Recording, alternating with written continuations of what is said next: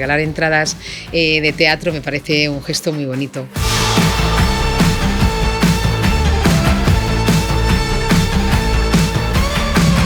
Yo me río mucho de mí y creo que hago que tú te rías conmigo.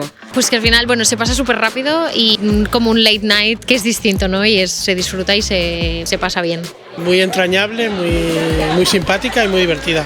Muy divertida, muy emocionante, muy auténtica, muy tierna. Una experiencia muy bonita.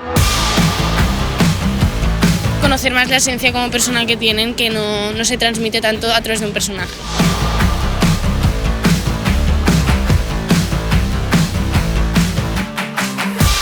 La he visto como muy personal, la verdad. Todo, yo creo que ha estado súper bien organizado, ha salido todo bien y creo que es súper bonito que al final nos haya compartido todo esto. Pues que los que vengan esta noche, si les gusta, pues que quizás es un buen regalo para alguien que quieran mucho. Al final el título es un acierto porque sí que acabas saliendo de aquí con un pedacito de ella, está muy bien. Nos sentíamos muy identificadas con lo que estaba contando. Me ha gustado mucho, he empatizado con muchos de los temas que ha tocado y con las historias nostálgicas y intimistas, me ha gustado mucho.